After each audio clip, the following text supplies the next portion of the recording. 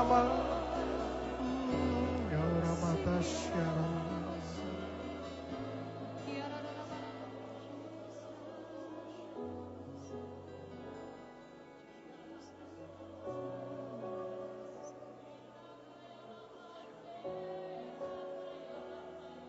Ura Tasyara.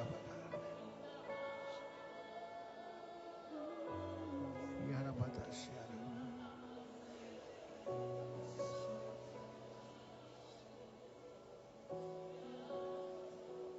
Mari kita angkat tangan kita sama-sama. Fokus ke Tuhan Yesus.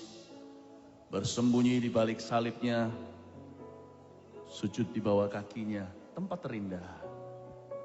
Sambil kita mengangkat tangan kita, jangan malu memandang wajah Bapa. Janganlah kepala menunduk. Tuhan memandang kita dengan wajahnya yang penuh dengan kasih sayang. Haleluya. Bagimu Tuhan segala pujian, hormat kemuliaan, tiada ternilai, salibmu Tuhan,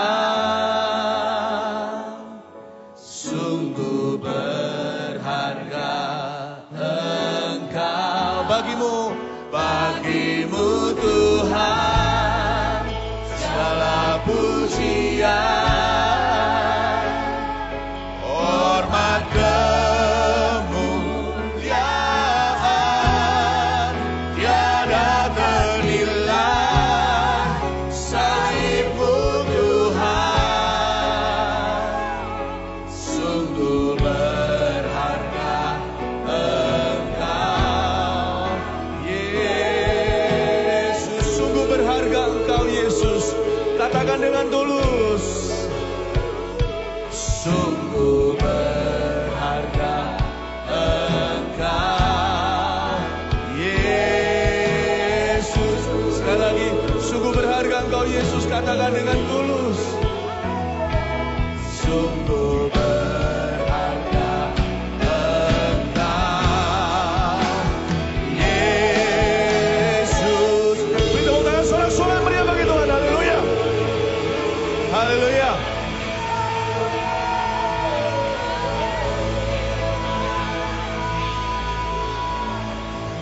Izinkan saya berbicara sejenak kepada Tuhan sebelum kita duduk kembali. Mari kita pejamkan mata kita sebentar. Tuhan Yesus, sembunyikan hamba-hambamu yang melayani di atas sini, di balik salib. Tuhan Yesus, manusia tidak perlu melihat manusia. Kami cukup melihat Allah, hidup kami akan berbeda. Terima kasih ya Tuhan. Kami sembunyikan semua tak terkecuali hamba-Mu yang menyampaikan firman, sehingga kami hanya melihat Tuhan, mendengarkan Tuhan, dan hidup kami akan berubah. Terima kasih Yesus, hanya Engkau yang punya kuasa kayak begitu. Kami serahkan semuanya, setiap orang berharga, satu persatu Engkau akan jamah. Terima kasih Bapa. Dalam nama Yesus, kami berdoa mengucap syukur. Haleluya, yang percaya katakan amin. Amin. Amin. Jangan duduk dulu, beri tepuk tangan untuk Tuhan Yesus dulu. Sebelum Anda duduk, coba katakan dengan kanan kirinya, you are family to me. Atau Anda adalah keluarga bagi saya. Puji Tuhan. Shalom semua, apa kabar? Luar biasa. Iya. Saya ingin menyampaikan sebuah firman yang ada di hati Tuhan untuk kita semua. Tapi sebelumnya saya punya kebiasaan kalau menyampaikan firman, selalu kita nonton video dulu. Saya suka khotbahi mata sebelum khotbahi telinga. Dan ini video berhubungan dengan khotbah saya. Suatu hari kami berada di Palestina, tepatnya di Bethlehem yang diduduki oleh orang-orang non-Yahudi. Orang Israel tidak boleh masuk ke sana, khususnya ras Yahudi. Dan pada siang harinya, kami berjumpa dengan para pendeta dan gereja-gereja. Awal mulanya susah sekali. Saya merasa secara pribadi, merasa letih sekali. Letih secara badani, nggak seberapa Bapak Ibu Saudara. Karena badan bisa istirahat, pulih. Tapi kalau hati, saya merasa letih sekali secara hati. Tapi puji Tuhan terjadi perubahan. Setelah berbincang-bincang sebentar, saya sarankan pada para pendeta, para gembala yang ada di Palestina, dan gereja-gereja di sana, hati-hati dengan ragi orang Farisi dan roh duniawi. Sudahlah, nggak usah bicara soal politik. Itu nanti urusan Tuhan sejarah dunia. Tugas kita adalah mengikut Yesus. Dan kalau kita ikut Tuhan, kita akan menjadi penjala manusia. Yesus berkata apa? Ikutlah aku, kamu akan menjala manusia. Betul nggak? Ikutlah saya, kata Tuhan. Kamu akan kupakai sesuai dengan rencanaku. Saya beritahu sama mereka, ladang sudah menguning nih di Palestina, sudah siap dituai. Menurut dunia, lihat berita, kayaknya negara-negara itu angker sekali. Tetapi enggak bagi Tuhan Yesus. Kalau mau bicara angker, Indonesia juga angker untuk Injil. Tapi kalau kita pakai mata iman, kita bisa lihat ladang itu sudah menguning, tidak perlu 4 bulan lagi dituai. Saya beritahu sama para gembala, para pendeta, gereja-gereja di sana, ayo coba lihat. Jangan melulu kita bicara tentang kemerdekaan, saya nggak mau pro maupun kontra, itu urusan Tuhan. Ada orangnya sendiri yang ngurusi. Tapi tugas kita itu loh, setiap jiwa yang mati, baik Palestina atau Yahudi, itu satu-satu masuk surga atau neraka, itu akan menentukan pemberitaan Injil kita. Ayo kita jangkau mereka. Malam harinya ngeri sekali. Apa yang terjadi? Ada banyak sabotase, ancaman, segala antara Anda akan lihat sendiri. Tapi saya mending di dalam skenario ngeri daripada skenario ragi. Ini SKGI kan? Seminar Kesatuan Gereja Indonesia. Kesatuan tidak bisa dimulai dari event. Dan saya bersyukur by the way, sebagai yang paling muda di antara pembicara para hamba Tuhan sini. Sebuah kehormatan saya bisa berkhotbah di sini. Bapak Ibu Saudara, kesatuan dimulai dari hati. Tidak ada kemunafikan dalam diri kita, tidak ada politik. Di dalam diri kita itu murni. Itu saja. Dan hari ini, saya belajar sesuatu dari Tuhan Yesus.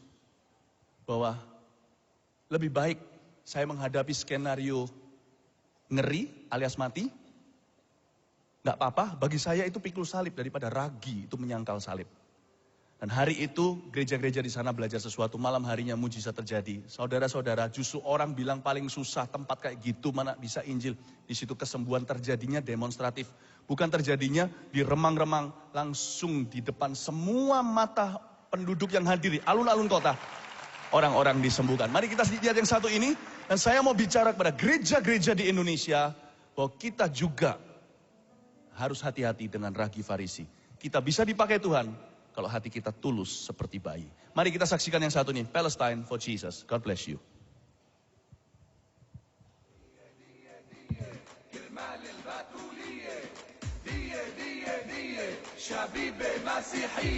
عمار جريس والخضر صلينا واحنا النصارى والشمع بيدينا. عمار جريس والخضر صلينا واحنا النصارى والشمع بيدينا. شع النور وعيدنا، شع النور وعيدنا، عيدنا مع سيدنا، عيدنا مع سيدنا. شع النور وعيدنا، شع النور وعيدنا، عيدنا مع سيدنا، عيدنا مع سيدنا. سيدنا عيسى المسيح، سيدنا عيسى المسيح، ملعون اللي ما بيصيح، ملعون اللي ما بيصيح. سيدنا عيسى المسيح، سيدنا عيسى المسيح، ملعون اللي ما بيصيح. One thing that has impressed my heart a lot is how you smile so generously. وشيء أثر في قلبي إنك تشوف الجسم دائما في فرح. والخضر صلينا واحنا النصارى والشمع بيدينا.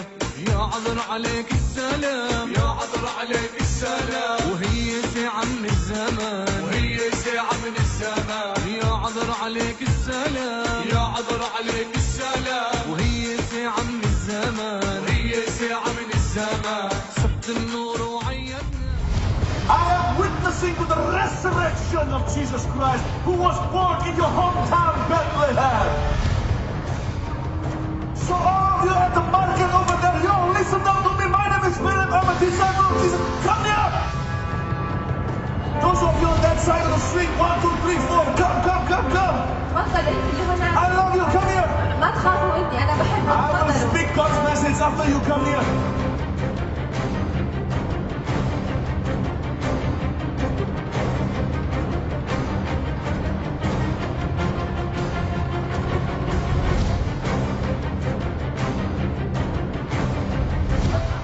Halo, Hello.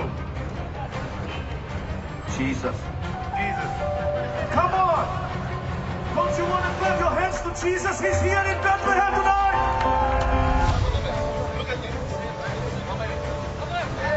في هذا الشاب كان بيقول انه مش في عينه الشمال هذا صدرنا الاستسلام وعم بشوف بعينه الشمال. تعالوا شوفوا هذا المعجزة. تعالوا شوفوا هذه المعجزة كيف صار. Somebody's finger could not be moved, the Holy Spirit said. استلم قوة الروح Be القدس. healed in Jesus' name. Be healed in Jesus' name. Be healed in Jesus' فليشفى name. باسم Be يسوع healed in Jesus' المسيح. name. فليشفى باسم يسوع المسيح. فليشفى باسم يسوع المسيح. فيصير حل أعجوبة للحياة. علق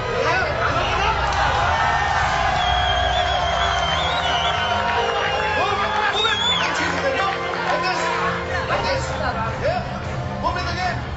Yes.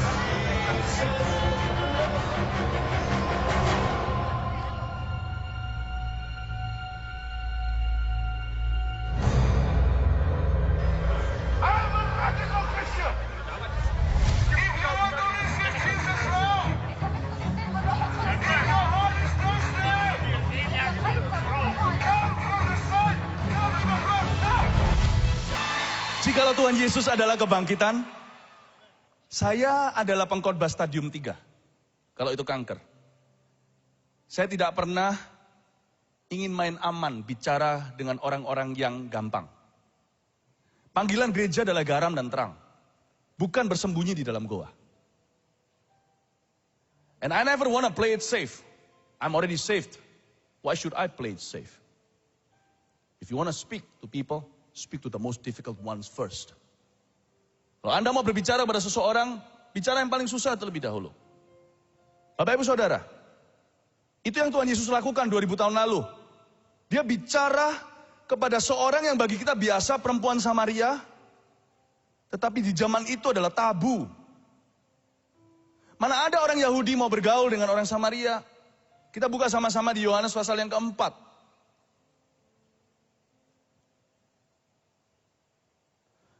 Ada banyak hal tabu yang hari ini di dalam gereja, di dalam hidup kita orang-orang Kristen, yang harus diterangi oleh Yesus. Kalau enggak tidak akan tumbuh, rohani kita akan kerdil selamanya. Untuk saya hari ini berbicara di tempat ini, saya sendiri menuai pro dan kontra, tahukah Anda? Tapi saya berdoa, dan Tuhan beritahu kepada saya, I want to speak to my church. Aku mau berbicara dengan orang-orang yang haus dan lapar, dan saya tahu ada di antara Anda yang hari ini haus dan lapar di tempat ini. Hari ini kita akan belajar sedikit percakapan dengan perempuan Samaria. Yesus bincang-bincang dengan seorang wanita. Wanita di sini melambangkan gereja perjanjian baru. Gereja perjanjian baru mirip seperti perempuan Samaria. By the way, Samaria itu apa? Samaria itu campuran. Mereka dianggap tidak murni Yahudi. Mereka itu kawin campur antara ras-ras yang lain, sehingga mereka sepertinya dikucilkan, dianggap sebelah mata, dipandang sebelah mata, dianggap agak sedikit dengan keremehan. Orang-orang Yahudi hari ini adalah umat Tuhan yang pertama di perjanjian lama. Gereja perjanjian baru hari ini terdiri dari bangsa-bangsa. Selain untuk turisme, mereka berhutang dengan orang-orang Kristen. Kita berhutang Taurat sama mereka. Sebenarnya orang Yahudi dan Kristen tidak bisa akur bersama. Sejujurnya. Hubungannya hanya saling respek. Sampai di akar beda 180 derajat. Demikian juga dengan gereja. Allah membangkitkan dua umat. Yang satu di perjanjian lama. Dan Tuhan tetap setia dengan Abraham, Ishak, Yakub perjanjian itu. Dan Allah membangkitkan umat yang kedua. Juga penuh dengan celah tidak sempurna, yaitu gerejanya. Tapi Tuhan itu sayang sekali. Dia gak hanya sayang sama Yahudi. Dia sayang sama Samaria. Dia cinta semua orang. Tuhan kita adalah Allah yang berharap. Dia berharap masih ada hati yang murni menunggu dia. Maka dia mau isi. Percakapan dengan perempuan Samaria melambangkan percakapan Yesus di perjanjian baru dengan gerejanya. Kita seperti perempuan Samaria ini. Bangsa-bangsa, bukan Yahudi, campur, beda, dan sama dengan wanita Samaria ini. Kita jauh dari sempurna. Tapi Tuhan itu sayang luar biasa. Tuhan akan menuai kecaman ini di ayat 4, pasal 4 ini. Karena dia bicara dengan seorang wanita. Kita lihat ayat pertama. Ketika Tuhan Yesus mengetahui bahwa orang-orang Farisi telah mendengar bahwa ia memperoleh dan membaptis murid lebih banyak daripada Yohanes. Meskipun Yesus sendiri tidak membaptis, melainkan murid-muridnya. Yesus pun meninggalkan Yudea dan kembali lagi ke Galilea. Perhatikan ayat 1-3. Orang Farisi mendengar Yesus membaptis lebih banyak murid dari Yohanes. Orang Farisi itu iri hati. Dan Tuhan gak tahan, Tuhan meninggalkan Yudea, provinsi yang paling suci. Yerusalem, baitnya, ditinggalkan kembali ke Galilea yang bicaranya medok sekali. Orang Galilea itu adalah kelas bawahan. Mereka itu nelayan. Mereka bukan ortodoks. Mereka itu dianggap orang-orang yang kurang terpelajar seperti Petrus, Yohanes, Yakobus, murid-murid Yesus yang dipanggil nggak bisa baca, nggak bisa tulis. Yesus rela meninggalkan Yudea untuk ke Galilea. Kenapa pilihannya begitu sedangkan di semua gerakan sosial di dunia ini, orang itu urbanisasi. Dari dusun, dari desa, mereka mau pergi ke kota. Agar supaya dapat peluang, kok Yesus malah pergi ke daerah. Kenapa? Pasti ada alasannya, Tuhan kita nggak iseng. Karena Tuhan tidak tahan dengan roh atau ragi orang Farisi. Apa ragi orang Farisi? Mereka iri hati. Lihat Yesus kok baptis lebih banyak murid, padahal faktanya di ayat 2 dikatakan Yesus nggak baptis murid loh ya. Yang baptis murid-muridnya Yesus. Tapi mereka nggak mau tahu, pokoknya Yesus pengikutnya lebih banyak. Dari sini kita tahu, Tuhan kita sama sekali tidak pro roh perpecahan. Tuhan kita sama sekali tidak pernah menciptakan roh persaingan. Itu semua duniawi, itu semua ragi. Malah justru Tuhan nggak tahan.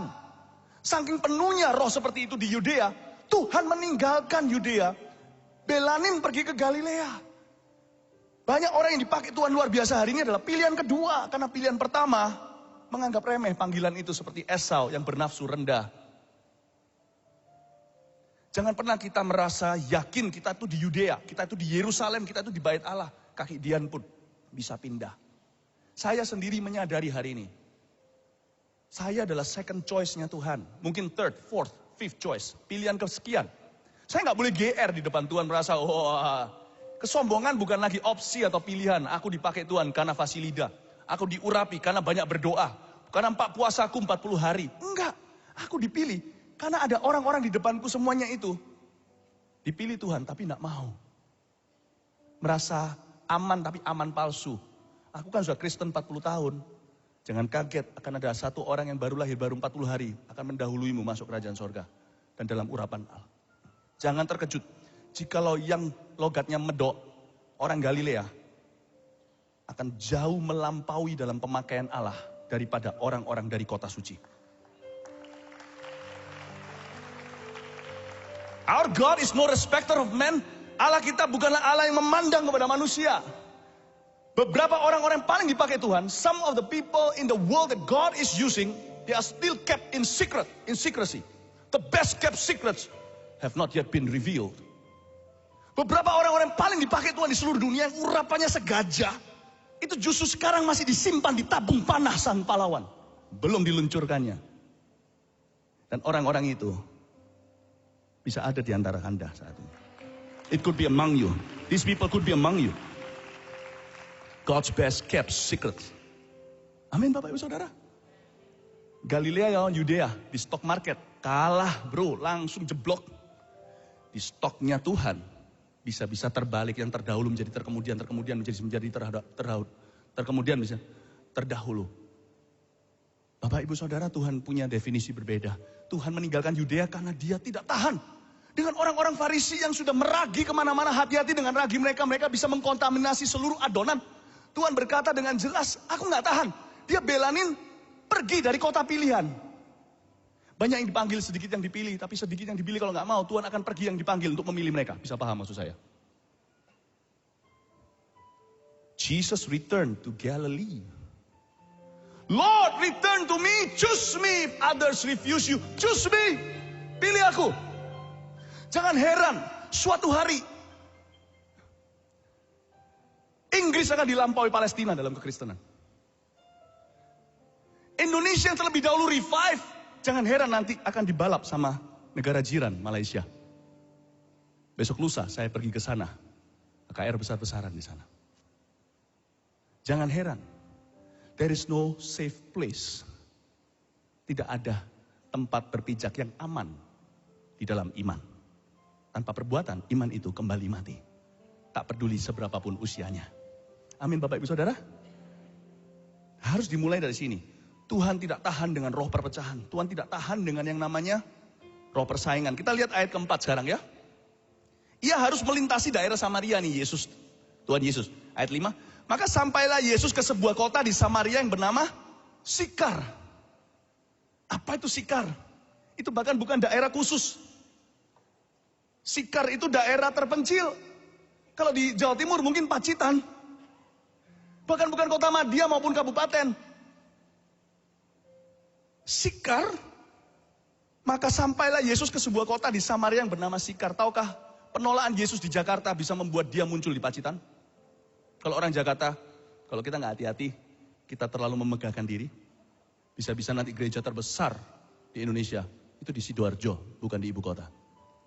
Jangan kaget. God can appear anywhere. Otherwise, he wouldn't have been born in Bethlehem.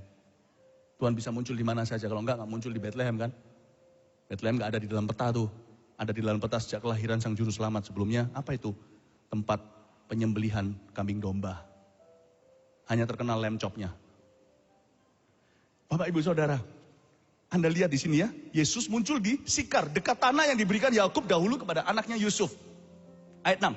Di situ terdapat sumur Yakub. Perhatikan, Yesus sangat letih oleh perjalanan karena ia duduk di pinggir sumur. Karena itu ia duduk di pinggir sumur itu hari kira-kira pukul 12. Tunggu sebentar. Yesus gak kena sakit gula. Kenapa kok pukul 12 siang sudah letih dalam perjalanan? Dia pastinya bukan letih oleh perjalanan. Dia letih oleh karena sikap hati yang salah. Berkali-kali Yesus menegur muridnya, hai yang kurang iman, berapa lama aku harus tinggal di antaramu? Sampai kapan begini terus? Dia capek, dia letih. Emosi Yesus selalu diaduk-aduk karena sikap hati manusia yang tidak sesuai dengan hatinya. Apa yang terjadi dengan Tuhan Yesus ketika Tuhan Yesus melihat ke Yerusalem? Dia nangis, dia terharu, bahkan hancur hatinya. Berkali-kali aku mau bawa kamu bawah sayapku, tapi kamu gak mau. Dia menangis. Maka Yesus marahlah karena kedegilan hati mereka. Berkali-kali emosi Tuhan dimunculkan di dalam kitab Injil. Kita harus mengerti, yang membuat Tuhan letih bukan fisik. Kalau kita baca ayat ini kiranya fisik, di dalam perjalanan dia letih. Tapi dia letih oleh apa? Kita harus punya pewahyuan untuk mengartikannya. Yesus itu gak letih secara fisik loh. Bayangin Bapak Ibu Saudara tahu waktu disalibkan itu, perjalanan salib begitu panjang. Tuhan gak letih. Angkat salibnya sendiri. Sampai keterlaluan gak kuat, baru diangkatkan oleh Simon dari Kirena. Di atas kayu salib, Yesus gak mati-mati. Pukul 3 dikasih painkiller, dikasih diangkat sebuah tongkat. Di ujungnya ada kainnya, diserap dengan yang namanya cuka, yang namanya asam. Agar dia minum, itu adalah penurun rasa sakit. Yesus tolak. Di kayu salib dia bisa berdialog dengan Bapa. Bisa berteriak, Eloi, Eloi, lama sabaktani. Yesus kita secara fisik prima. Dia tidak sakit gula. Jam 12 enggak loyo dan lesu. Kenapa dia letih? Dia letih karena orang Farisi. Tapi ternyata ada lagi yang membuat letih, dan murid-muridnya. Saya coba jelaskan pewahyuan ini untuk kita mengerti di SKGI. What is unity?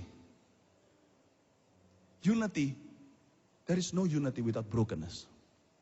Gak akan ada. Yang ada hanya event. Yang ada hanyalah event.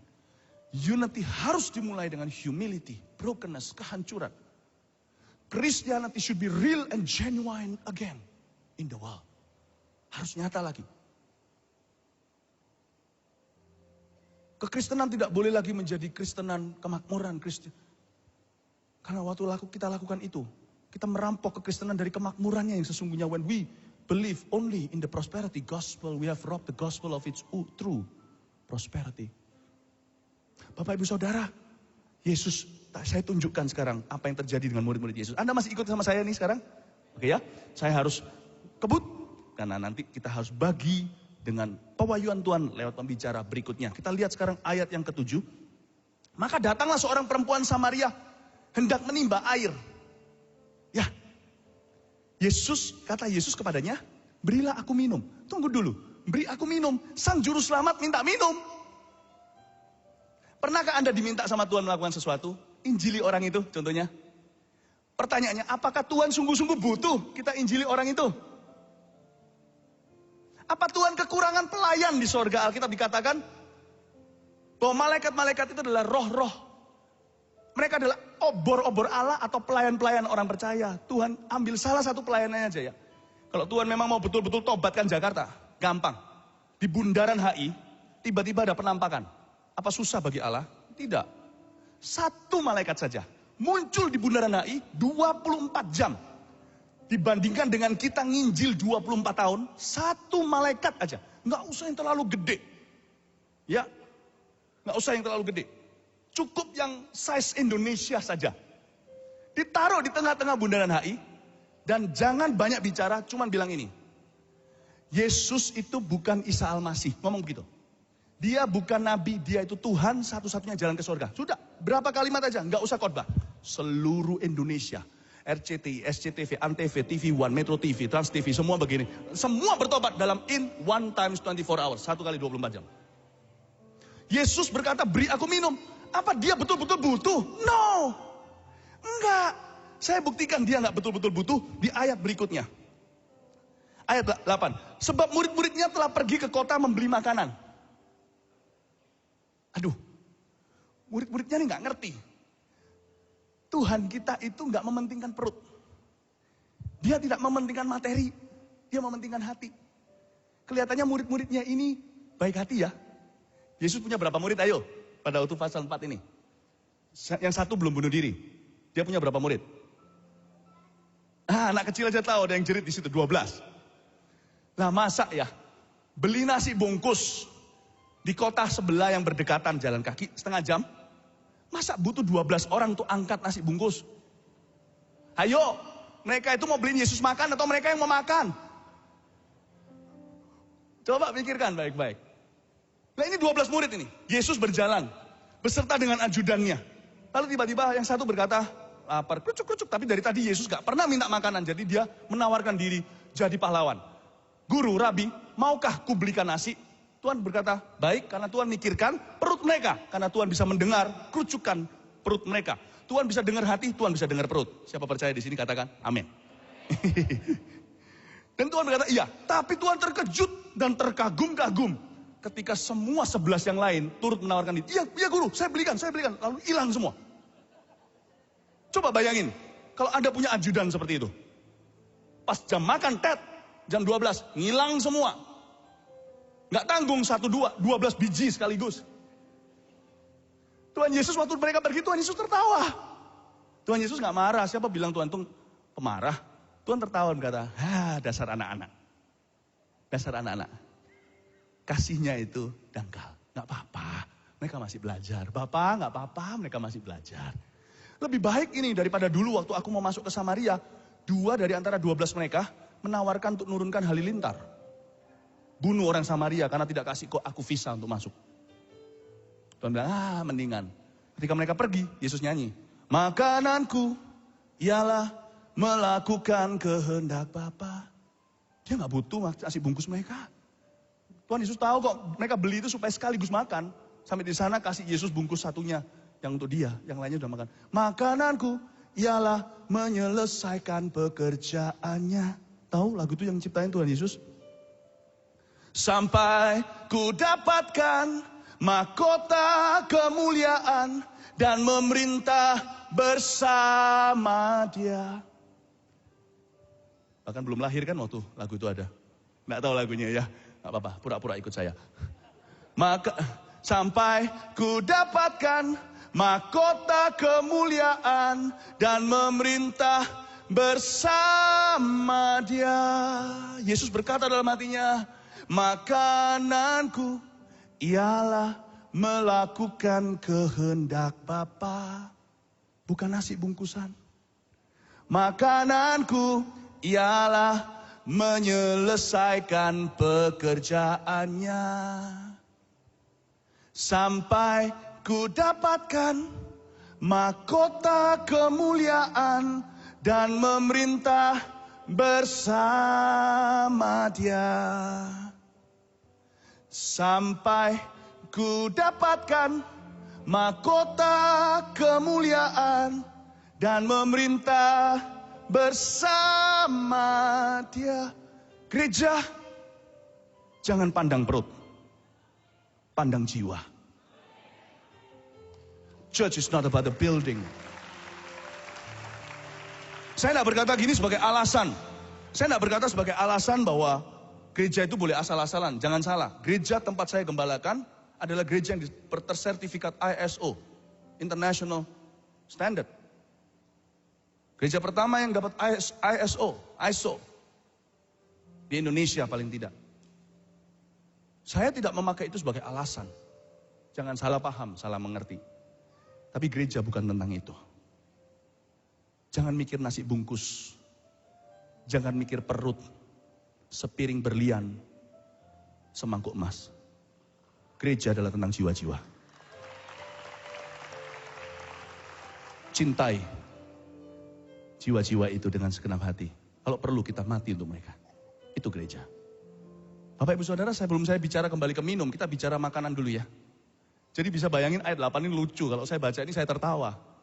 Murid-muridnya semua pergi ke kota membeli makanan. Buktinya itu Yesus sendirian sama wanita itu. Berarti gak ada satupun yang barengin Tuhan. Saking kerucukan. Siapa yang tahan berdiri sama Yesus sampai akhirnya di sini? Who's strong enough? Whose stomach is strong enough to stand alone with Christ when all others desert him? Semua yang lain meninggalkan dia. We are not in this faith for the game. This faith is to die for. It's to live for. Therefore it's to live for. Kita tidak berada di dalam iman ini untuk sesuatu yang kita peroleh dari dalamnya. Iman ini adalah iman yang layak kita serahkan bahkan nyawa untuknya. Karena itu tidak keberatan pula kalau kita harus hidup di dalamnya. Ayat 9. Sekarang saya tunjukkan pada Anda bahwa ternyata Tuhan Yesus tidak membutuhkan minuman wanita itu. Maka kata perempuan Samaria itu padanya, masakan engkau seorang Yahudi minta minum kepadaku seorang Samaria? Sebab orang Yahudi tidak bergaul dengan orang Samaria. Ayat 10. Jawab Yesus kepadanya, jikalau engkau tahu tentang karunia Allah, wanita, jikalau engkau tahu tentang karunia Allah, dan siapakah dia yang berkata kepadamu? Wow. Jadi Tuhan tahu siapa dirinya. Lah kalau Tuhan tahu siapa dirinya kok masih minta minum loh? Coba lihat perkataan berikutnya. Seperti kontroversi perkataannya sendiri. Jikalau engkau tahu tentang karunia Allah, wanita, siapa dia yang berkata kepadamu, berilah aku minum. Niscaya atau pastilah engkau telah meminta kepadanya, maksudnya kepadaku. Dan ia atau aku akan memberikan kepadamu air hidup. Nah kalau Tuhan Yesus mengklaim dia punya air hidup, kenapa dia masih minta air dari sumur? Saya punya 3 putra. Yang pertama namanya Vanessa, kedua Jeremy, yang kecil Warren. Anak saya yang putra saya, anak cowok saya, yang sulung, anak kedua, namanya Jeremy. Kalau saya khotbah begini, kalau lagi gak sekolah segala, saya selalu ajak dia untuk jadi companion saya. Biasanya yang jadi companion saya adalah yang ditugaskan oleh gereja. Tapi saya mulai ajak Jeremy, karena dia sudah mulai umur 9 tahun. Dia ikut saya, dia senang. Kadang-kadang kalau saya khotbah 3 kali gitu, 4 kali sehari, dia tetap ikut dan dengar, dia gak main-main. Dan ada satu tugas, semua companion saya yang lain tahu. Companion saya yang lainnya itu sudah orang-orang dewasa serius-serius semua. Saya beritahu sama mereka, yang bagian ini jangan lakukan, kasih Jeremy saja. Saya biasanya pakai headset kalau khotbah. Ya, di headset itu ada on dan off-nya. Saya udah pakai headset yang di gereja saya itu sudah 14 tahun, jadi sudah dengan tidur pun saya tahu di mana tombolnya. Tapi sejak Jeremy mulai bisa terlibat dalam pelayanan, saya selalu minta minum sama Jeremy. Saya minta tolong sama Jeremy, Jeremy tolong pasangin. Setelah dipasang, saya minta dia on off kan. Bukan karena saya tidak punya tangan. Bukan karena saya butuh pertolongan. Tapi karena saya adalah papa yang mau libatkan anaknya. Yesus minta kita nginjil bukan karena dia kekurangan pelayan. Karena dia mau melibatkan kita di tugas yang paling besar dalam penyelamatan sejarah. Dia nggak minta minum. Dia nggak minta minum. Dia ingin mengajarkan kita gimana berpartner, bermitra dan menyenangkan dia. Dan saya paling senang kalau Jeremy sudah selesai on di on gini ya, sebelum saya naik khotbah di gereja. Dia selalu lihat dari sisi saya dan kasih saya acungan jempol gini. Sudah, Dad. Dan Jeremy, saya izinkan percaya bahwa papanya butuh pertolongannya. Padahal terus terang, saya beritahu, jangan beritahu sama anak saya. Malah justru kalau sama anak kecil, lebih lama. Ada juga anak-anak yang ngikutin saya, yang bawain Alkitab saya. Saya nggak perlu mereka bawain Alkitab saya. Saya cukup kuat untuk bawa 10 Alkitab kalau saya mau. Saya izinkan mereka terlibat dalam pelayanan yang mulia. Bukan karena saya ingin dilayani, saya ingin melayani bersama dengan mereka. Yesus tidak butuh pertolongan kita. Yesus tidak butuh uang kita. Yesus tidak butuh khotbah kita. Yesus tidak butuh doa kita, nggak butuh puasa kita. Dia nggak butuh pandai bicara kita. Dia nggak butuh kita punya penginjilan, nggak butuh semuanya. Tapi dia sisakan bagian yang terbaik agar kita ini bisa terlibat dalam pekerjaannya yang paling mulia. Mau? Itu kehormatan, itu panggilan. Amin Bapak Ibu. Dari sini kita tahu dia yang punya air hidup kok minta minum. Sekarang kita lanjutin lagi. Saya udah mau selesai, ya. Kata perempuan itu kepadanya, Tuhan, engkau tidak punya timba dan sumur ini amat dalam. Dari manakah engkau memperoleh air hidup itu? Adakah engkau lebih besar daripada bapa kami Yakub yang memberikan sumur ini kepada kami dan yang telah minum sendiri dari dalamnya, ia serta anak-anaknya dan ternaknya? Jawab Yesus kepadanya, barang siapa minum air ini, ia akan haus lagi. Tetapi barang siapa minum air yang akan kuberikan padanya, ia tidak akan haus untuk selama-lamanya. Sebaliknya, air yang akan kuberikan kepadanya akan menjadi mata air di dalam dirinya, yang terus-menerus memancar sampai kepada hidup yang kekal. Kata perempuan itu kepadanya, Tuhan, berikanlah aku air itu. Ironis sekali, padahal di ayat yang ke-7, Tuhan berkata, beri aku minum, hai wanita. Sekarang wanita itu berkata, kasih aku minum. Tuhan, berikanlah aku air itu supaya aku nggak haus. Dan nggak usah datang lagi ke sini untuk menimba air. Kata Yesus kepadanya, pergilah, panggillah suamimu, dan datang ke sini. Kata perempuan itu, aku nggak punya suami. Kata gereja Tuhan Perjanjian Baru, aku nggak bersuami. Wow, mempelai Kristus tak bersuami. Kata Yesus kepadanya, tepat katamu, hai gereja, tepat. Bahwa engkau tidak mempunyai suami. Sebab engkau sudah mempunyai 5 suami yang ada pada sekarang. Yang ada sekarang padamu bukanlah suamimu. Dalam hal ini engkau berkata benar. Perhatikan ayat 17-18 ini. Indah sekali. Tuhan Yesus itu gak marah-marah. Jadi kalau di sini ada orang Kristen yang selalu merasa tertuduh. Jangan-jangan Yesus siapa yang Anda ikuti? Yesus kita gak gitu. Ini orang jelas-jelas selingkuh. Dia lebih canggih dari selingkuh. Selingkuh kan untuk orang yang udah menikah. Belum menikah udah selingkuh. Jadi apa namanya gak tahu. Dan Tuhan Yesus apa gak tahu waktu dia tanya. Panggil suamimu. Apa hubungannya minum air yang Tuhan tawarkan dengan panggil suaminya. Tuhan itu memancing agar dosanya ke permukaan. Saya kira dia akan disemprot oleh Tuhan. Ada tempatnya di dalam gereja menemplak orang berdosa. Tapi yang pertama terutama di dalam kursi gereja adalah kasih.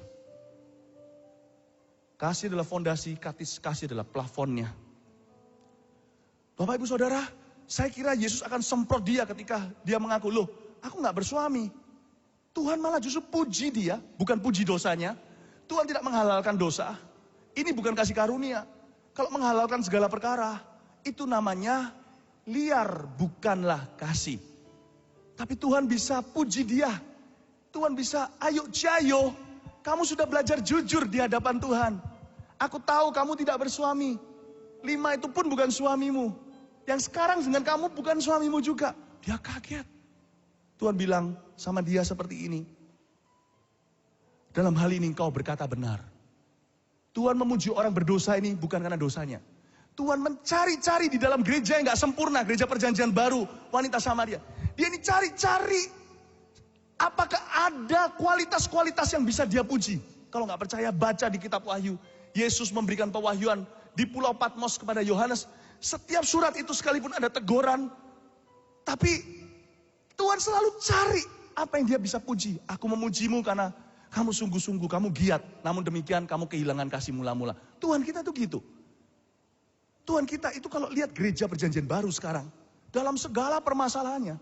Tuhan gak mau lihat itu dulu.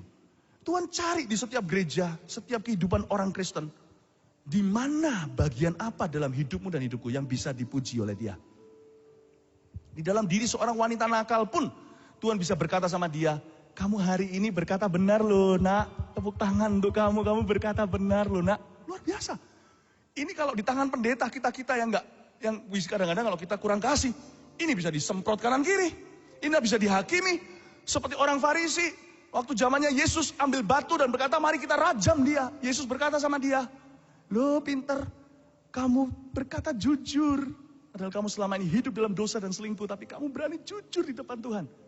Saya baca ini mau nangis, Tuhan kita itu mulia. Ya. Tuhan itu kalau jadi papa ya, dia itu cari kelebihan anaknya dulu, dipuji setengah mati. Baru sesudah itu ditegur, apa yang kurang. Itu Yesus yang kupunya. The Jesus that I have, the head of the church, never judges the church. Yesus yang kukenal, yang merupakan kepala gereja, tidak pernah menghakimi gereja. Dia mengoreksi, menuntun dalam kebenaran. Tak pernah sekali dia semprot gereja karena benci. Itulah esensi persatuan. Hati Yesus. Kita lihat ayat. Tapi di sini kita juga belajar sesuatu. Saya baca ayat-ayat ini 17 sampai 18. Saya jadi tertegur. Kondisi gereja perjanjian baru. Sekalipun Tuhan gak marah. Gereja itu banyak suaminya. Yang bukan suami. Kita itu menyembah apapun sebagai Tuhan. Kecuali Tuhan. Kayaknya kita beribadah. Namun Paulus memperingatkannya. Tapi kita memungkiri kekuatan ibadah itu. Kekuatan ibadah itu bukan urapan. Kekuatan ibadah itu adalah menjadikan Yesus Tuhan. Seperti orang datang berbondong-bondong, gereja besar, gereja kecil. Jumlah puluhan, ratusan, ribuan, puluhan ribu. Masing-masing datang dengan motivasi yang dipertanyakan. Tuhan tidak pernah marah. Tuhan tetap terima mereka loh dalam hadirat Allah. Ketika mereka mengangkat tangan, kita angkat tangan. Kadang-kadang kita angkat tangan pun masih tolak-tolak kan. Ketemu teman, pernah sekali saya melihat, kadang-kadang saya juga melakukan itu. Kita lagi memuji Tuhan, to God be the glory. Lalu masuk teman kita tetangga, to God be the glory, halo, to God. Tapi Tuhan gak pernah marah, tersinggung tuh. Hei, kau menyembah aku kok bisa sapa orang? Berjabat sama presiden kok bisa sambil HP di telinga? Kan begitu, Tuhan gak pernah marah. Sekalipun orang masuk ke hadiratnya dengan motivasi berbeda-beda. Ketika di Yerusalem dia mau masuk Minggu Palem. Semua orang Farisi itu mempertanyakan. Dan berkata, kenapa mereka mengeluh-ngeluhkan kau? Suruh diam. Tuhan bilang, biarin. Meskipun minggu depannya, orang yang sama mengeluhkan, salibkan dia. Tahukah seberapa hebatnya kasih karunia Allah? Itulah sebabnya di gereja banyak orang gak sempurna. Tidak pernah ditendang keluar dari gereja. Karena Allah kita adalah Allah yang menerima.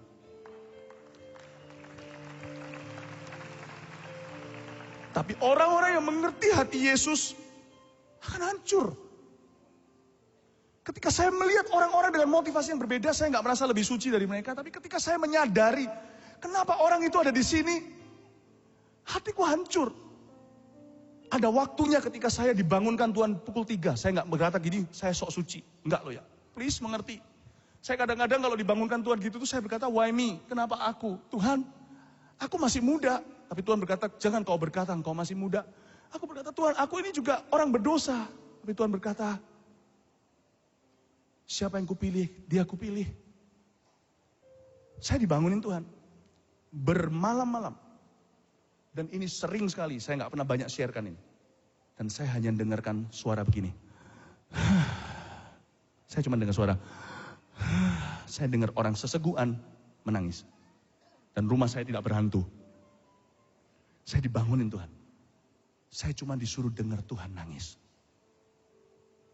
Ketika itu saya masih baru-baru dipanggil Kristus umur 18 tahun. Saya berlutut Bapak Ibu Saudara di samping ranjang saya. Saya gemetar mendengarkan Allahku menangis dan itu audible. Pukul 3 selalu. Itu pernah sekali 1 bulan dibangunin setiap malam. Cuma 5-10 menit saja saya disuruh tidur lagi sama Roh Kudus. Dan ketika Tuhan mengeluh gitu akhirnya saya gak tahan. Saya tanya sama Tuhan, apakah engkau lelah? Tuhan, apakah engkau letih? Apakah engkau lelah? Siapa yang membuatmu lelah? Siapa membuatmu letih? Lalu saya berkata memberanikan diri. Kalau orang banyak membuatmu letih, pilih aku. Aku akan memberimu minum. Kalau mereka tidak memberimu minum, aku berikan engkau minum. Kalau engkau letih karena ini dan itu, aku gak merasa lebih rohani dari mereka. Tapi kalau engkau memang letih karena mereka, yang satu minta melulu, yang satu motivasi saja, yang satu lagi gak mau nurut, yang satu lagi selalu membangkang. Kalau engkau dibuat letih, di dalam kitab Tawarik dikatakan mata Tuhan menjelajah dari ujung bumi ke satunya, hendak melihat siapa yang sungguh-sungguh dengan dia. Kepada orang itu dia limpahkan kekuatannya, the power. You don't seek power, you seek love. You never seek power. Power is no big deal to God. Kuasa itu tidak ada, bukan perkara besar bagi Tuhan. You seek His heart. You seek His heart. Saya nangis. Saya masuk dalam pelayanan itu, kalau bahasa Surabayanya, mungkin Anda dari Surabaya tahu, di Jongkrakno. Tahu di Jongkrak? Ada sebuah joke lah ya, gini. Suatu hari ada orang di kapal pesiar, salah satu yang di atas kapal itu terjatuh dengan tanpa sengaja. Wah, semua orang gugup. Wah, di mana nih ada yang jatuh? Tiba-tiba ada satu orang masuk ke dalamnya. Diselamatkanlah anak kecil itu. Semua orang di atas kapal pesiar tepuk tangan. Wow! Tapi orang itu seolah-olah tidak mendengar tepuk tangan dan tidak menggubris tepuk tangan itu. Dengan marah dia berkata, "Who push me?" Ngerti maksud saya Bapak Ibu? Siapa yang dorongkan? Saya dalam pelayanan juga. Saya didorong. Saya didorong oleh jam 3 keluh kesah itu. Saya tidak pernah ambisi jadi besar pengkhotbah. Nggak pernah sama sekali. Saya menawarkan diri kayak Yeremia, choose me. Seperti Yesaya, ini aku Tuhan. Utuslah aku. Kalau kau letih sama mereka, letih dari kanan dengan kiri, kau letih dengan gereja di Amerika, kau letih dengan gereja di Eropa, kau letih dengan gereja di Australia, kau letih dengan ini, pilih kami Asia, pilih Indonesia. Kami orang bodoh.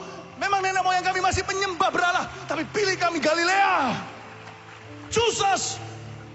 Keluar ambisi itu dari rasa tidak terima. Yesusku dibuat lelah. Dengan nafas itulah saya cemplung masuk ke dalam samudera jiwa-jiwa. Bukan kemauan saya. Makanya Yohanes 15 berkata, bukan kamu yang memilih aku yang memilih kamu. Saya tidak pernah bisa lupa pukul 3 itu Tuhan keluh kesah. Sekarang ada banyak sekali bergantungan di awan-awan. Seperti saksi yang tidak kelihatan. Jubah-jubah urapan mereka yang tidak mengakhiri sampai ke garis akhir. Tuhan lelah. Can a God be tired? Yes. Bisakah Tuhan lelah? Ya. Dia diletihkan karena umatnya. Dia sayang. Itulah sebabnya dia lelah. Kalau dia tidak sayang, dia bukan lelah, dia gagah perkasa, panglima perang, matilah mereka semua. Gak percaya, tanya Anania Safira. Tapi karena cinta, kita bisa lelah dengan anak kita. Nak, sampai kapan kamu begini? Sampai kapan kamu begini? Sampai kapan? Karena cinta membuat hati kita gak bisa kemana-mana. Itu kondisi Bapak. Pernahkah Anda mendengarkan Tuhan dijelaskan sebagai seorang pribadi yang lelah? Izinkan saya jelaskan untuk pertama kali di hidupmu malam hari ini. Our God is tired. He's tired. Bapak, Ibu, Saudara. Ayat 19. Saya udah mau selesai ya? Oke. Kalau saya bilang sudah mau selesai, semua minimal pura-pura bilang jangan gitu ya. Supaya saya semangat gitu ya. Oke, saya rewind lagi ya. Saya udah mau selesai. Jangannya nggak niat begitu ya, sudah selesai beneran. Saya udah mau selesai. Oke, kasih tepuk tangan untuk Tuhan Yesus. Ayat 19 ya. Ayat 19 berkata gini, kata perempuan itu kepadanya. Ini kata si gereja perjanjian baru kepadanya. Tuhan, nyata sekarang padaku bahwa engkau seorang nabi. This is the problem. Hi Samaritan woman, this is our problem. This is your problem, my problem, our problem. Ini masalah kita. Ini masalah kita, hai perempuan Samaria gereja perjanjian baru, kita menganggap Yesus hanya sebagai nabi. Our problem lies in the fact that we treat Jesus as just a prophet, though we confess Him as Lord. Kita mengakui Yesus sebagai Tuhan, tapi kita memperlakukannya seperti nabi. Nabi itu gimana? Tahu nggak? Nabi itu kita datang ke gereja, duduk di kursi, dengar khotbah. Kita nilai khotbahnya. Pokoknya Tuhan itu cuma di departemen bicara. Nabi itu kan bersabda, engkau nabi. Gak ada bedanya kita dengan sepupu kita yang menganggap dia hanya sekedar Isa Al-Masih. Saya gak pernah mau menyebut Yesus sebagai Isa Al-Masih. He is Lord of Lord. Dia Tuhan di atas segala Tuhan. Raja di atas segala raja. Dia bukan Isa Al-Masih, dia Yesus Kristus Tuhanku. Bapak Ibu, tapi kita seringkali memperlakukan dia sebagai nabi dalam gereja. Tuhan berbicara apa?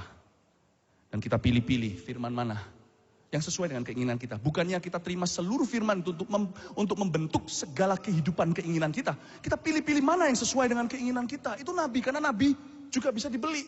Bileam contohnya, nubuatan bisa dibuat, bisa juga dijual belikan. Di dalam tekanan kita bisa berbicara hal-hal yang orang lain senang. Aku kira engkau nabi. Luar biasa nih. Saya kalau jadi Tuhan, saya langsung tersinggung, marah. Mau tahu kenapa? Pernah, gini coba ya. Kalau Anda punya mobil Range Rover contohnya yang paling baru. Itu keren kan mobilnya, bagus itu. Salah satu mobil yang saya lihat, bagus sekali ya contoh. Terus ada satu orang ini yang nggak tahu mobil. Tapi dia sok tahu tapi nggak tahu. Suatu hari dia bilang sama Anda, bagus ya Fortunernya ya.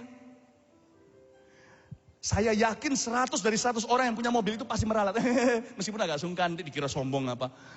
Ini bukan Fortuner, ini Range Rover.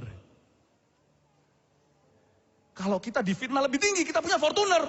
Datang satu orang yang nggak tahu mobil dan berkata, bagus Range Rovernya. Kita diam aja. Kalau fitnah ke atas, semua mau. Berkali-kali kalau kita datangin orang dan berkata, baik loh kamu itu ya, langsung kita merah. Tapi kalau ada satu orang berkata, kamu kok jahat? Nah, kita tersinggung. Di fitnah ke bawah, kita menolak. Fitnah ke atas, selalu mau. Sebenarnya kita semua ini overrated. Termasuk saya. Anda kan gak tahu kelemahan saya. Kita ini overrated. Tuhan Yesus underrated hari itu. Aku kira kau nabi. Hai wanita, aku adalah Tuhan. Yesus gak berkata gitu loh. Dia gak langsung berkata, ngomong apa? Waktu dia berkata, kau nabi, ngomong apa lu? Kuat, lu gak tahu gua siapa ya? Kan gitu mestinya kita kan? Tuhan gak begitu. Kita lihat, Tuhan berkata, kita langsung lompat, saya sudah selesai ya. Oke, ke ayat ke 20. Ayat 23. Lompat aja ya, saya gak ada waktu untuk selesaikan semua ini. Tapi Anda diberkati, amin. Tetapi saatnya akan datang dan sudah tiba sekarang. Yesus gak membela diri bahwa dia adalah Tuhan. Harusnya gereja Tuhan itu semuanya datang ke gereja umat Tuhan. Semua memperlakukan Yesus sebagai nabi. Padahal Tuhan punya hak atas semua yang kita punya sampai nafas kita. Dia adalah Tuhan kita. Kita itu kadang-kadang memperlakukan khotbah kurang tepat. Kita menganggap Yesus adalah nabi, bukan raja. Gak semua firman mempan sama kita. Hanya firman-firman yang kita suka dengarkan. Tapi saatnya akan datang, kata Yesus. Yesus gak membela diri. Dan sudah tiba sekarang bahwa penyembah-penyembah benar akan menyembah Bapa. I love Jesus. Ketika dia di underrated, difitnah ke bawah, dia arahkan mata ke Bapa. That's my Jesus. Bahwa penyembah-penyembah benar akan menyembah Bapa dalam roh dan kebenaran. Sebab Bapa menghendaki penyembah-penyembah demikian. Yesus malah ajarkan pada wanita-wanita, jangan pernah perlakukan aku sebagai nabi dalam gereja. Hai umat Tuhan, perlakukan aku sebagai raja. Gini caranya, ayat 24. Allah itu roh, dan barang siapa menyembah dia, harus menyembahnya dalam roh dan kebenaran. Yesus tidak mencari pengakuan dari sang wanita itu. Yesus mencari pengenalan. Yesus mencari ketaatan. Yesus mencari semua itu. Saya suatu hari pergi ke sebuah tempat. Waktu saya pergi ke sebuah tempat, Bapak Ibu Saudara, saya pernah masuk ke sebuah tempat, saya sebagai pembicaranya. Dan pada waktu saya sebagai pembicara di tempat itu, saya tidak boleh masuk. Saya nggak boleh masuk, dan saya antri di luar. Ketika itu saya berkata sama Tuhan, Tuhan, aku harus bilang nih, aku harus bilang.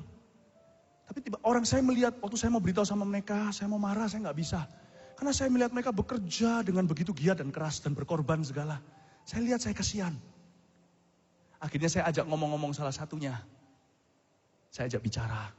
Waktu itu saya masih ingat itu di Bukit Doa di Jawa Timur. Saya ajak bicara, mereka senang. Mereka ambil piring, saya bantu ambilin piring. Lalu saya persilakan yang om-om, tante-tante ambil dulu. Setelah selesai itu, Bapak Ibu, saya bisa kenalan dengan mereka. Jadi teman. Ujungnya mereka sungkan. Ketika akhirnya waktu itu di awal-awal tahun 2000, ketika saya yang maju jadi pembicaranya, mereka jadi nggak enak semua. Mereka jadi nggak enak semuanya. Tapi hari itu saya belajar sesuatu. Untung saya nggak beritahu, kamu nggak tahu aku siapa ya? Untung saya nggak bilang begitu. Kalau saya bilang gitu harus malu sama Tuhan Yesus. Seluruh dunia aja nggak semuanya tahu siapa Yesus kok. Kenapa harus tahu siapa kita? Waktu itu saya lakukan adalah saya kenal mereka. Jadi teman hingga hari ini. Beberapa di antara mereka teman baik saya. Tapi mereka pernah rasa sungkan dengan saya. Disinilah cara Tuhan. Tuhan ajari saya.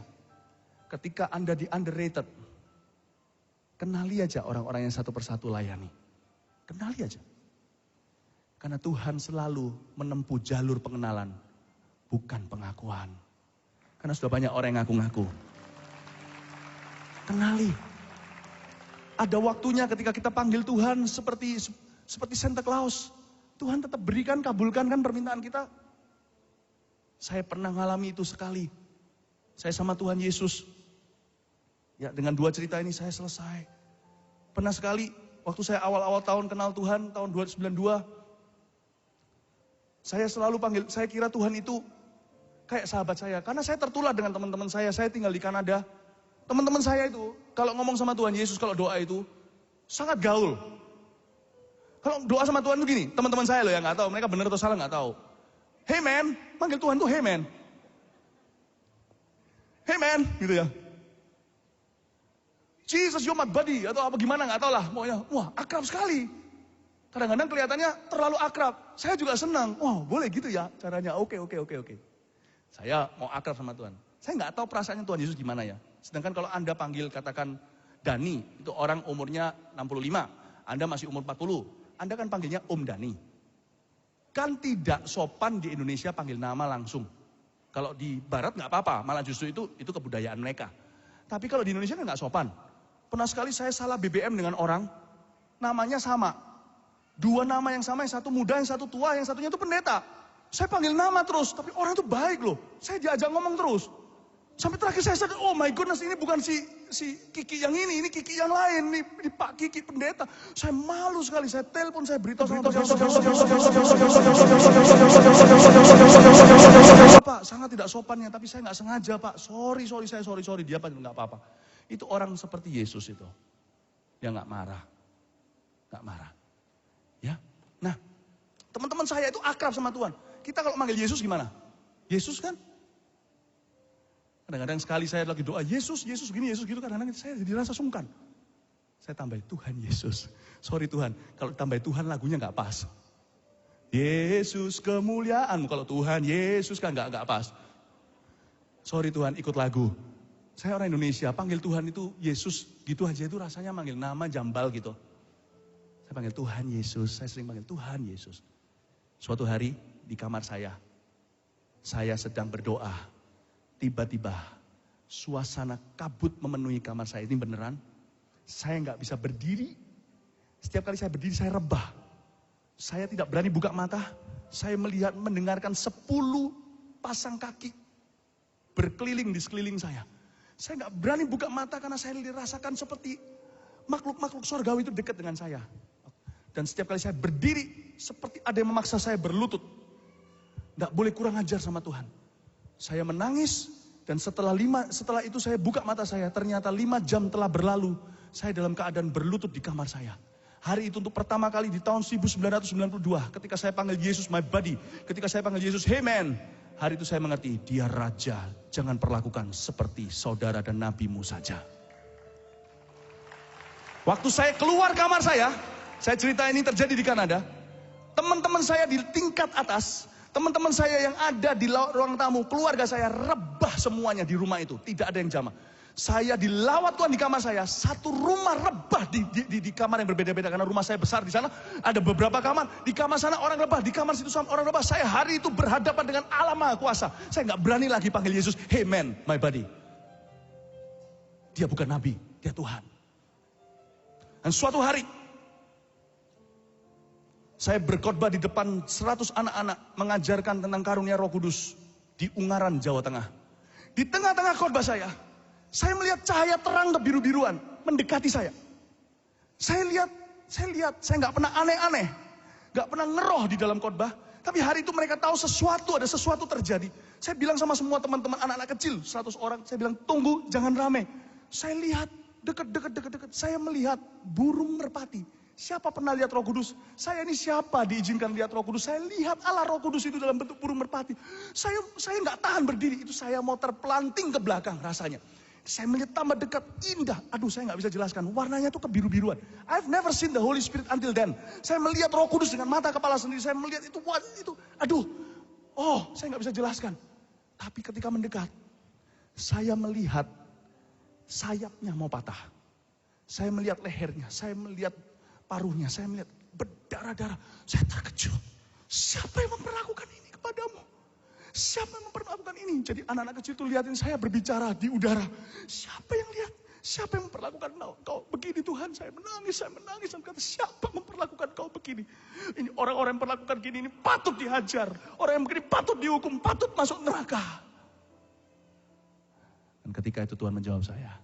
Saya bilang gini, apakah orang berdosa? Apakah orang ateis?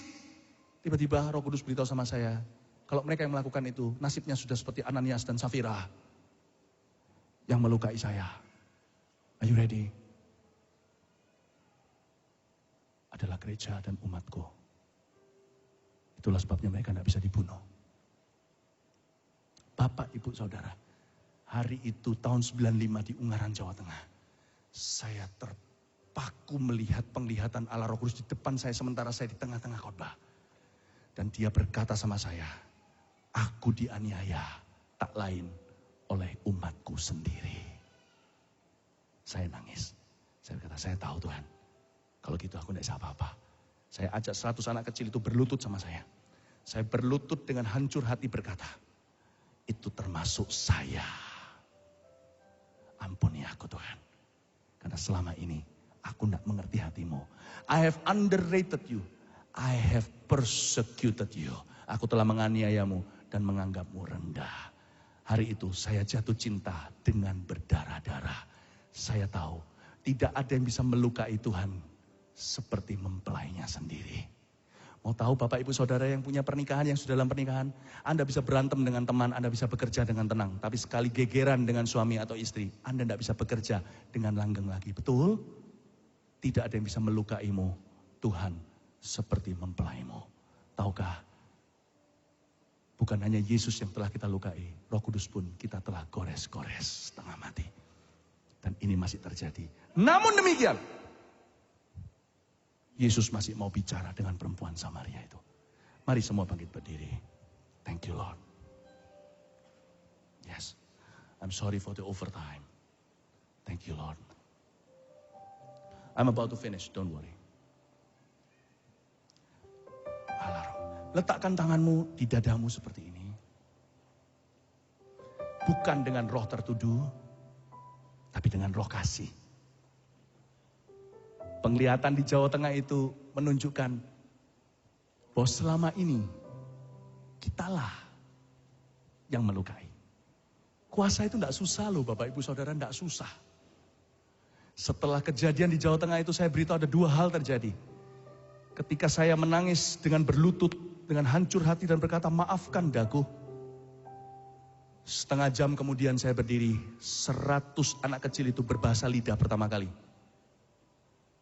Suatu hari Rabu, pukul 3 sore, di kota Ungaran itu terjadi lawatan Tuhan. Setelah kejadian itu, ratusan anak kecil muncul di gereja hari Minggu. Dalam keadaan sudah berbahasa lidah. Satu persatu cerita. Hari itu, Minggu di mana saya melihat Roh Kudus itu.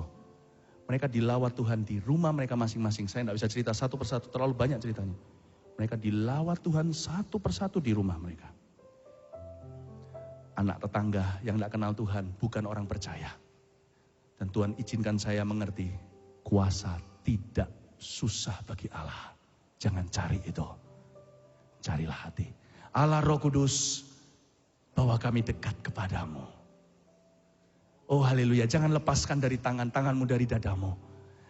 Allah Roh Kudus, nyanyikan lagu itu. Please true worshipers, nyanyikan lagu itu. I don't know what song, Holy Spirit song, anything. Thank you Lord. Thank you Jesus. Jamaah kami, waktu hamba terbatas, tapi hamba berdoa Engkau melawat setiap hati ya Tuhan.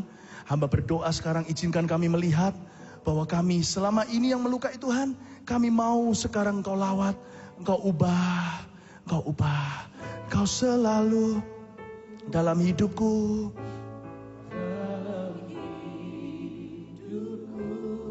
Allah Roh Kudus, ubah hatiku. Allah Roh Kudus, ubah hatiku. Jelikanku, jamalah aku, ya Tuhan.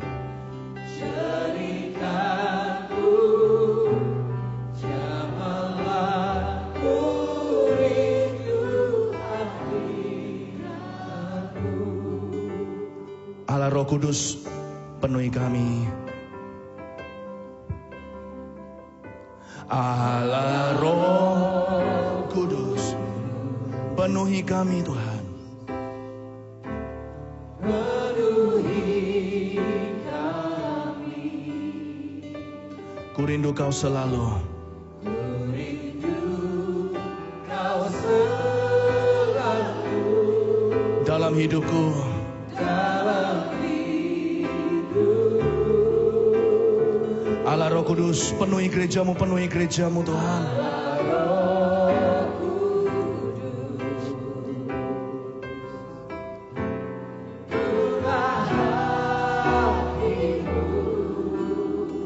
Jelikan aku Bapa, jelikanku, jamalah ku rindu ku sembah Kudus, mendekat kepada Dia, mendekat. Ku sembah Kudus, Kudus, Kuduslah.